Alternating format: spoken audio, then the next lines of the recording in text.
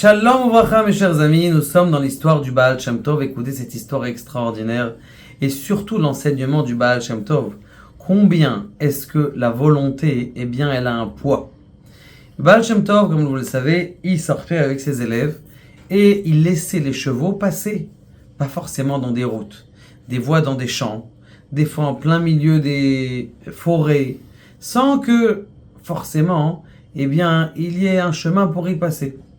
Et à l'endroit où les chevaux s'arrêtaient, c'est là-bas qu'on devait faire un tikkun, on ne sait pas de quoi.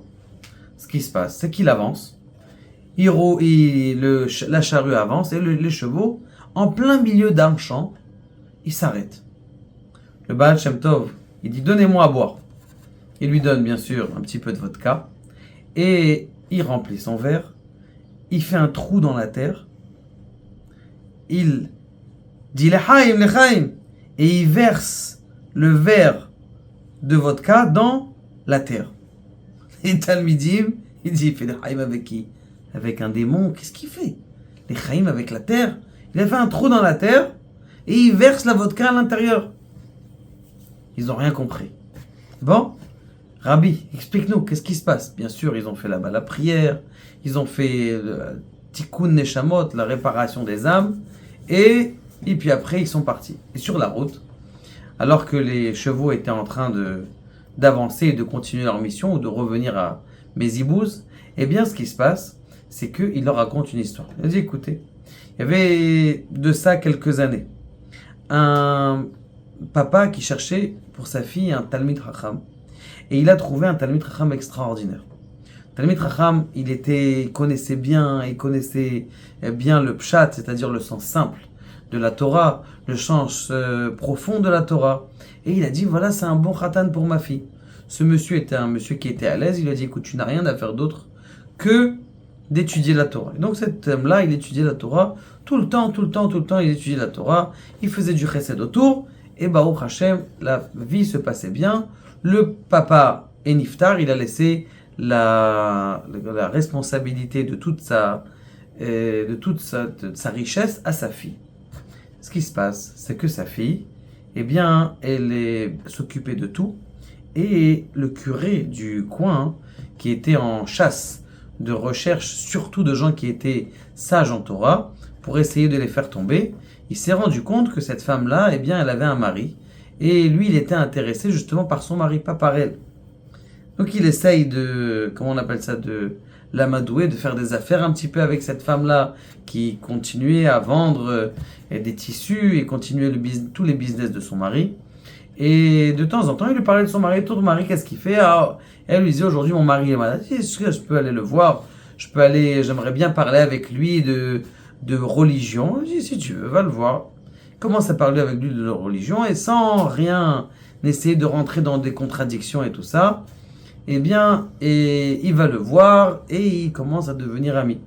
De plus en plus ami, il va le voir. Une deuxième fois encore quand il était malade, il est revenu le voir et il commence à parler. Il dit, écoute, j'aime tellement parler avec toi. Sache que j'ai dans ma ville une grande baie vitrée, un endroit où tu pourrais étudier avec Sheket.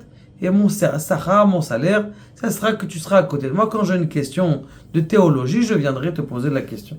Il dit, écoute, il n'y a pas de problème. Il a été donc tenté d'écouter ce qu'il a dit le curé, et il a écouté ça. Et au fur et à mesure, il venait le voir tous les jours jusqu'à ce qu'ils sont devenus tellement d'amitié qu'il lui a proposé sa fille. Alors, ça veut dire alors qu'il était marié. Du jour au lendemain, il abandonne sa femme, ses enfants, tellement il lui a tourné la tête. Pourquoi? Parce que justement, il a commencé à lui donner à manger de la nourriture non cachère. Il a dit, tiens, voilà, je te prends une dame qui va te cuisiner tous les jours. Il lui a cuisiné et lui a dit à cette dame-là de lui cuisiner de la nourriture qui était non cachère. Et donc son lèvre, il a été mis tamtem, son cœur, il a été bouché. Et lorsque son cœur, il a été bouché, eh bien, tout ce qu'il disait le curé, il faisait. Il lui a proposé sa fille, il s'est marié avec sa fille, et il a commencé à devenir riche avec de l'argent et de l'opulence, alors qu'il avait complètement abandonné son épouse. Ce qui se passe, c'est que avec le temps, il avait un garde dans une de ses propriétés qui, un beau jour, il pleurait. Il me dit, pourquoi tu pleures? Il me dit, je pleure, je pleure. Il me dit, mais pourquoi? Dis-moi pourquoi. Ah, je veux pas, je te dirai plus tard. Bon, une autre fois encore, il voit pleurer, il comprend pas. Et il attrape, il dit, maintenant, je veux que tu me parles, je veux savoir pourquoi tu pleures. Il dit, écoute, je vais te dire la vérité. Moi, donc le chômeur, c'est-à-dire le garde, il dit, je vais te dire la vérité. Moi, je suis un juif fait partie de ceux de l'Inquisition. Je me suis sauvé et je fais ma religion en cachette. Et jusqu'à cet endroit-là, je fais ma religion en cachette. Je suis juif. Et aujourd'hui, c'est le jour, les derniers jours, c'était le jour des Slichot, c'est pour ça que je pleurais. Et maintenant, je suis juif, c'est le jour de Kippour, c'est pour ça que je pleure. Mais j'arrive pas à revenir à ma source. Il a dit, waouh, c'est vrai, j'ai oublié ce jour-là de Kippour. Il dit, mais qu'est-ce que je fais? Il dit, bah, abandonne tout et va-t'en. Il dit, comment abandonne tout et va-t'en? Il a dit, abandonne tout et va-t'en, va ailleurs, t'as de l'argent, tu peux partir. Il a décidé de prendre l'argent et de partir dans un autre pays. Et lorsqu'il part dans un autre pays, il est parti là-bas se reconvertir, et reprendre sa Torah et ses mitzvot. Et Baruch Hashem, tout s'est bien passé. Et il est redevenu juif comme il était à l'époque. Sa femme, qu'elle ne voyait pas, en 24 heures, 48 heures, elle dit, il est où mon mari? Une semaine, 2 semaines, elle ne voit pas. Elle se dit, elle essaye de faire une enquête. Il dit, oui, on l'a vu parler avec le garde. Le garde, quel garde? Le garde de ce champ là-bas. Il arrive le voir, il dit, il est où mon mari? Non, je sais pas. Dis-moi, sinon je te fais, tout ça. Il lui dit, d'accord, il n'y a pas de problème. Sache que ton mari, eh bien, il a décidé de t'abandonner parce qu'il est devenu juif. Juif? Mon mari, il est juif? J'adore les juifs. Je suis très content. Je voudrais, moi aussi, me convertir. Dis-moi où est-ce qu'il est parti. Il est parti là-bas. Elle est partie le retrouver. Elle a dit, je veux devenir juif. Elle s'est convertie, elle aussi. Et elle est partie se convertir et ils eurent beaucoup d'enfants. Maintenant, ce qui s'est passé, c'est que le chômeur, qui réfléchit comme ça, après quelques temps, il a dit, voilà, celui-là, il est parti. Grâce à moi, il a fait teshuva. Cette femme-là, elle s'est convertie. Et grâce à moi, elle s'est convertie. Et moi, moi, j'ai rien fait. Ce qui s'est passé, c'est qu'il dit, ici, on ne peut pas me convertir, je ne peux pas me reconvertir. J'ai besoin de Dayanim j'ai besoin de refaire teshuva. Il a la volonté, mais il n'a pas encore réussi à réitérer sa volonté. Ce qui s'est passé, c'est qu'il a décidé de partir. Il a dit, j'ai pas d'argent, moi, pour voyager. Mais doucement, doucement, je vais avancer de kfar en kfar, de chemin en chemin, de village en village. Et malheureusement, il dit le Baal Shem Tov, cet homme-là, il est mort en plein milieu de la route. Où est-ce qu'il est mort? À cet endroit où on s'est arrêté.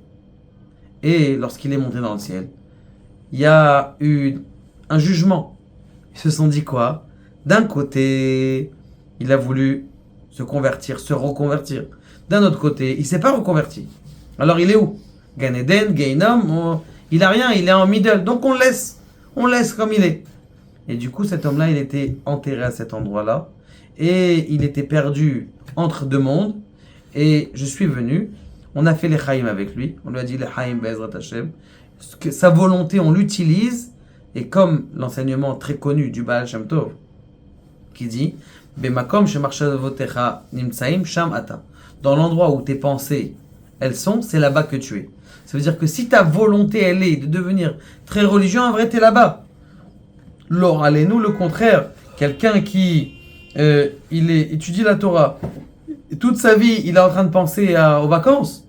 Eh bien, dans sa tête, en vérité, il est déjà en vacances. Dans l'endroit où tu es, c'est là-bas que tu peux te trouver. Quelqu'un, il peut être à Bnei Brak tous les jours. Pourquoi? Parce que il est en train d'étudier avec quelqu'un qui est à Bnei Brak, qui voudrait, il aspirerait à arriver à Jérusalem. Et c'est comme si la volonté, c'est comme si c'est la vraie réalité. C'est ce qu'il a dit le Baal Shem Tov. Il a dit aux Mekatragim, aux accusateurs de cet homme-là, il a dit à partir de ce moment-là, cet homme, il voulait se convertir, eh bien, il voulait se reconvertir, eh bien, il va se reconvertir.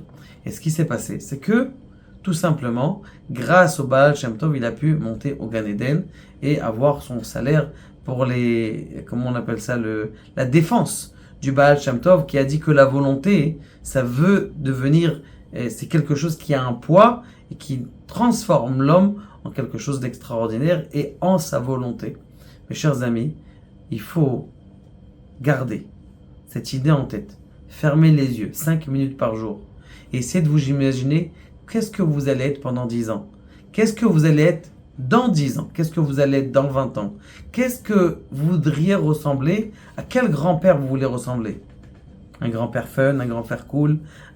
Essayez de vous imaginer qu'est-ce que vous voudrez même dans votre, comment on appelle ça, vie matérielle et votre vie professionnelle. Qu'est-ce que tu veux dire? Tu veux rester que comme ça? L'essentiel déjà, c'est de faire une ascèse profonde, 5 minutes à l'intérieur de toi. Et faites une ascèse profonde, essayez de t'imaginer qu'est-ce que tu seras quand dans 10 ans, dans 20 ans, dans 30 ans, et après, tu sais ce que tu fais? Tu fais un Al-Haïm.